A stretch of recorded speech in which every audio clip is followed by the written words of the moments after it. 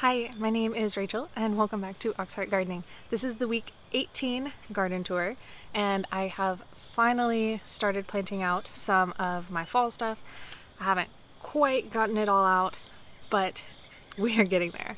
The garden is still in this state of change and transition between summer and fall, and a lot of stuff is going to be coming out soon. I know I keep saying that, but it is. And if I don't take it out, the freeze will take it out in just a couple of weeks.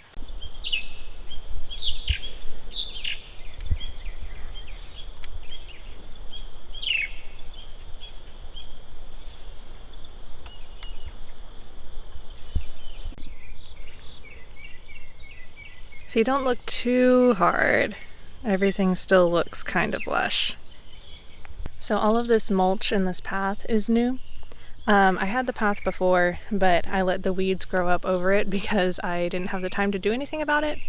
So I moved everything, put down cardboard, laid down some nice free mulch that my landlord just had laying around, and now I have this cute little path. Now next to the path I have put a thyme plant, and over here I put a mint plant. And these are the types of plants that will spread and kind of take over if you let them, which is actually sort of what I want. I would love to have like a carpet of mint in this area to help keep the weeds down and also just to be pretty. And similar with the thyme, because if we come back, you can see I've got these two curves in my path, and I just think it would be really gorgeous to have herb and herb. But we'll see if that happens. Keeping something like mint back from the rest of the garden is going to be consistent upkeep, because mint likes to take its roots and it will go down and then it will pop back up somewhere else. So I'm going to have to stay vigilant on that probably forever and direct it to where I want to go.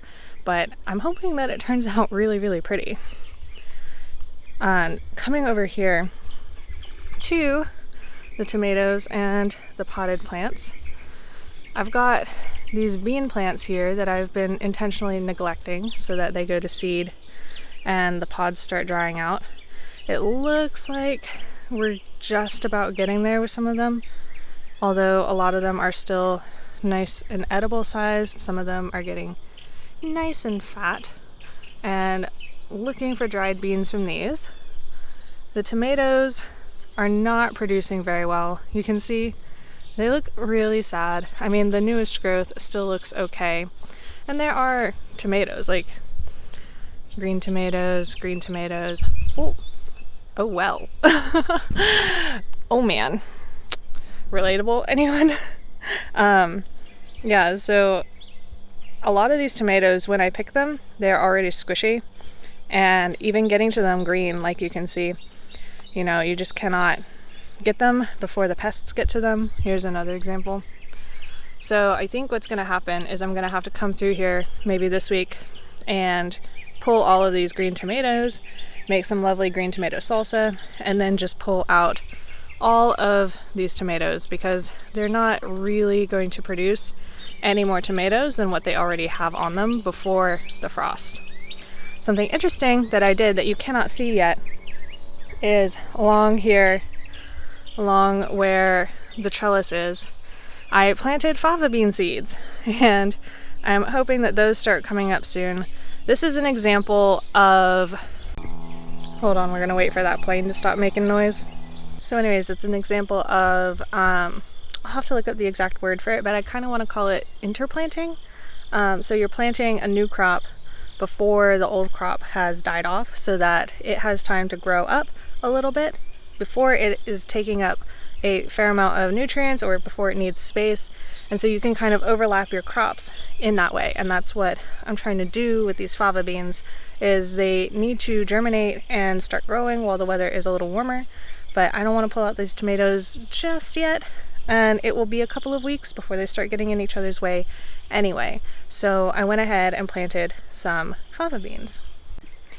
And I'm thinking that the fava beans will not be in as straight of a line as I wanted, because another thing that I'm doing is I am adding more trellis to the end here, so I'm gonna kind of pull this one up and scoot it as far forward as I can in the garden and add another whole panel back here. And so because of that, I want fava beans along the whole panel, and I planted seeds for the fava beans in here. But there's still peppers here and there's a lot of stuff going on, and I have a feeling that that's not going to be a very straight line. And as long as they're close enough to the trellis where I can give them just a little bit of support, it'll be fine. But I have pretty much committed to the imperfect garden and no straight lines at this point, so I think it's going to be alright. Hello, Draco. Hi. Oh, you're going to ignore me, huh? Big bad cat exploring the outdoors. So the pepper plants that are in the pots are actually still producing pretty good.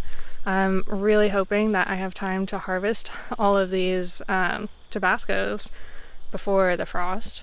I mean, if I really need to, I can bring the plant inside and let them continue ripening in there. But I've got these 2 whole plants of Tabascos, plus the one that is out here, like actually in the ground. You can see right there. It is kind of massive. And then next to that beautiful thing, I have plants like this that has just completely died for reasons unknown to me. If you remember, I was talking about these plants coming into their second flush of peppers, and I think that's really evident with the cayenne here.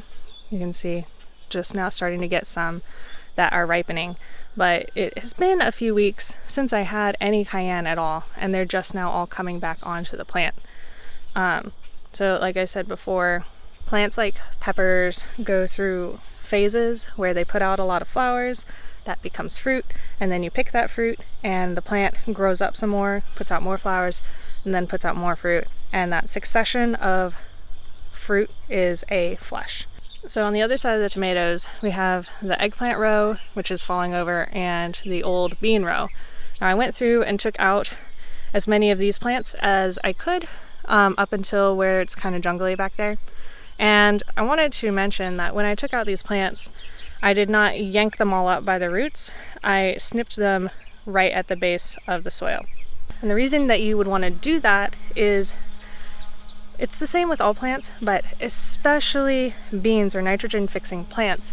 Those roots have nodules on them where they have stored their nitrogen in companionship with the bacteria in the soil. And if you pull out all those roots, when you pull out the plant, you are basically negating the nitrogen fixing that the beans did over the course of their lifetime. So snipping right there at the base of the plant, you can get all of that dead stuff out and also leave the root system that you probably spent a lot of time curating for the nitrogen fixing. Now, with other plants that don't fix nitrogen, it can still be important to leave the roots in place when possible, because they have created this network with the mycelium in the soil, with the mushrooms. And this network is created a structure in the soil that is conducive to all sorts of like nutrient ferrying back and forth and some of the life in the soil. And if you disrupt that and yank it all out, then it has to reform. Whereas if you just snip it at the base of the plant, right at the soil level, you can leave all of that intact and still get all of that dead stuff out. And it's kind of like a head start for the next year in terms of building that soil structure and that health into the system that you're creating. So similar to the peppers, the eggplants are going through another flush.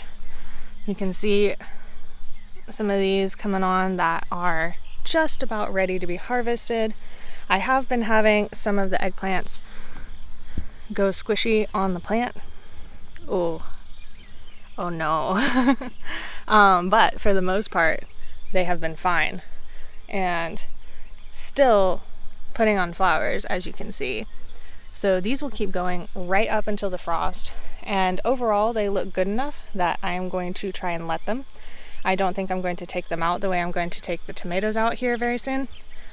And that's just a personal preference. If you wanted to take everything out right before you plant all of your fall stuff, you could for sure do that. But if you're in a smaller space, you might want to try and maximize that production. And so leaving stuff as long as you can help maximize that production, because I'm probably going to get like another 10-15 eggplants out of this space that I might not have gotten if I was going to come through and just pull everything out right before planting all of my fall stuff. The zinnias are still looking lovely, although a little less lovely in some cases.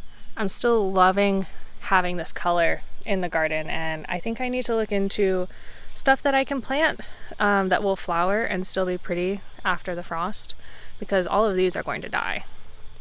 And the tomato patch is still impassable. Like, you know, this area over here is dying off, so you can kind of get in this way.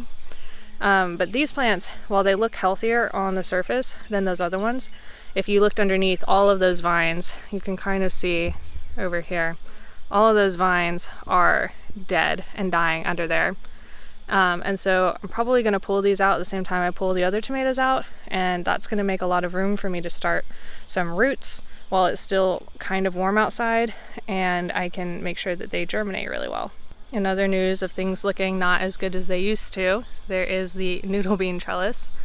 The leaves are looking pretty sad lately, but I'm still getting good noodle beans off of these.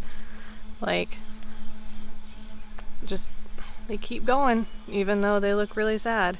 Like this right here, this is a new one that's coming on that in a couple of days will be a good edible size.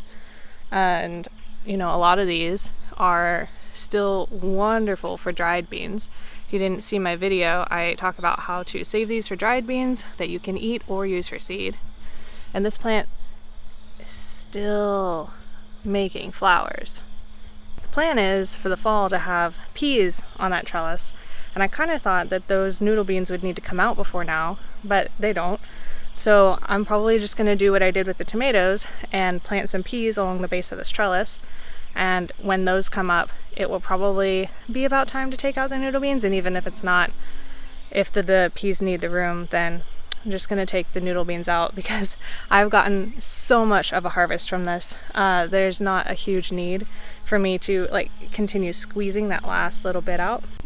Oh, look at the cute bee. Look at him. But in terms of trellises that look great, this late season green bean trellis is doing really well. It is flowering quite a lot, and there are baby beans coming on.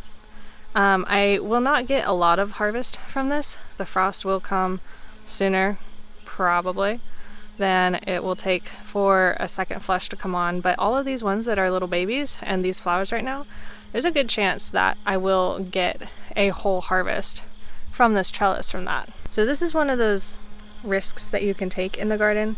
Something like green beans can mature in as early as 50 or 55 days. And so you're not limited to planting it just in the spring or in the warmth of the summer. I planted these not that long ago after I took out all of the cucumbers that were on this trellis and died.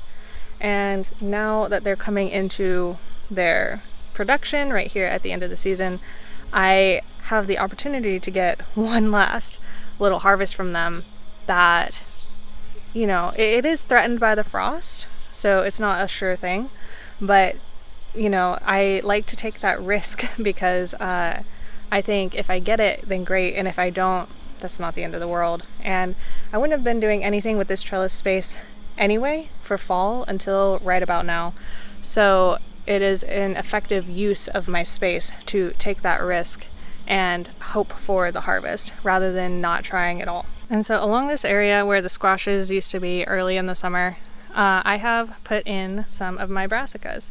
I have cute little Brussels sprout plants and cauliflower plants going all the way along here. The variety is Long Island for Brussels sprouts and Graffiti for the cauliflowers. And right now I'm kind of thinking about whether or not I want to do like a third row here. You can see I have alternated going back, and there's technically room for that third row, but I'm now planning ahead, like, oh, am I gonna have room to walk by my plants this year? So it depends on how many of my starts fit in the space where the beans were. And speaking of other starts, These are the seedlings that I started indoors. The ones that you saw planted out there I got at a plant sale at a botanical garden. But these are looking a lot better than I hoped they would. They looked kind of like they were going to be super sad, and you can see a lot of them are still pretty leggy, but I think that they're going to survive. So I'm pretty excited to put these in the ground and see what happens. For those of you who have not been following me very long, this is my first year planting all of these huge brassicas. Well, technically that's not true. My very first year gardening, I tried to plant broccoli in a pot in the middle of the summer, and that didn't go very well.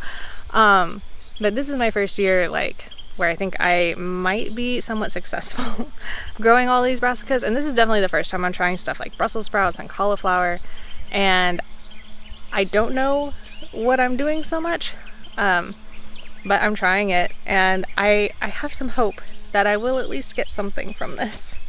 Lastly, a quick look at the raised bed. This I planted out in the middle of all the rain we had, I think last week. I can't remember if it was on the last garden tour or not that I had it planted, but I basically moved a lot of stuff from pots into this raised bed. And if you want to know how I filled this raised bed, I do have a whole video on that. I'll link it below. I did my best to try and save money and also provide some lasting nutrition for these plants. So it's a win-win situation.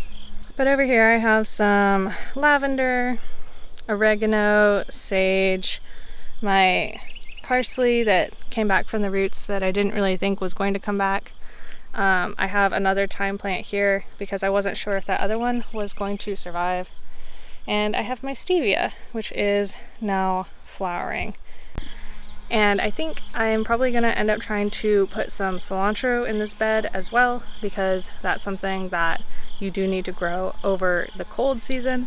It will go to seed immediately in the heat of the summer, which is super annoying because it's like the one thing that goes in salsa that you can't grow during the summer. And I'm still trying to figure out the best way to grow it and then save it for stuff like salsas in the summer. Oh.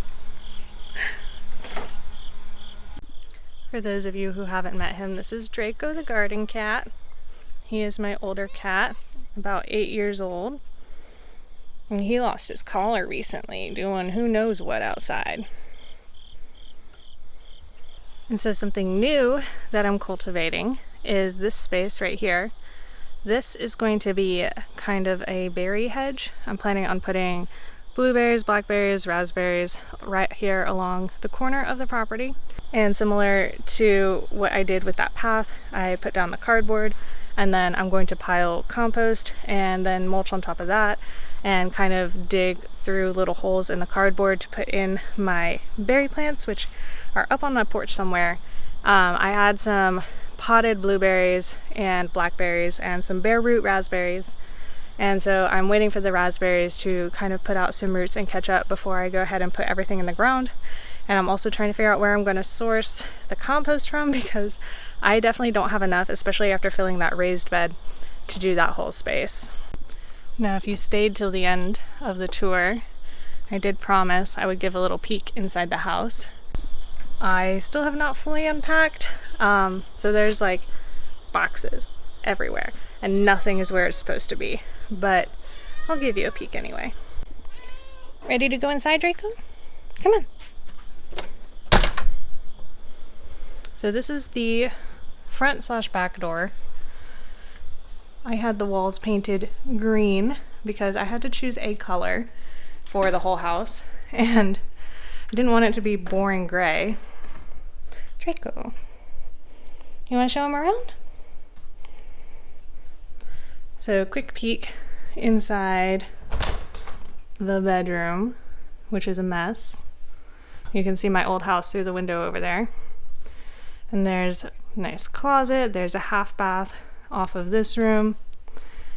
And then if we come over towards the kitchen, there's this beautiful arch in between the kitchen and the living room, and an actually really good sized kitchen, which is also a complete mess, but there's a lot of storage, and I'm pretty happy about that.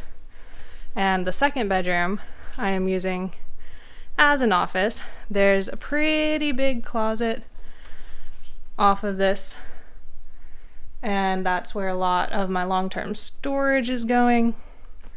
And then here at the back of the house, there is washer, dryer, and a full bath, complete with shower, and an awkward window where you can sit on the toilet and watch the people walking out in the street. This house is in an old mill town, little mill neighborhood. So it's a pretty old house, and it was completely gutted and refinished recently. So there's a lot of little odd things, like, you know, all the moldings are original. They had to be sanded and refinished, but the doors are new. And so some of the doors don't quite fit properly. You can see this door was just cut to fit in this weirdly small doorway. And the bathroom door here, if you look, this handle is really low. Like, this is where I would expect the handle to be when I'm just like muscle memory grabbing for something. And this one's all the way down here. The original front door was also kept, and new hardware was put on it, but it's really pretty. And there used to be a fireplace in this area, but that was taken out, and you can kind of see where the hardwood floor was repaired here. Which, by the way, the hardwood floor, except for the spots where it was repaired, is all original, and it was refinished. It looks pretty nice, but it's definitely not perfect. So this is definitely one of those kind of quirky old houses, but it's nice. And it's small. I can afford to live here on my own, which is pretty cool. And I'm just really looking forward to actually decorating this place. Oh, I should give you an update on my single seed challenge. I was very unhappy since the move. I did end up neglecting him a fair bit, just because there's so many other things to do. And every time I touch him, more leaves fall off. So I think it's about the end of the road for this guy, but that's okay.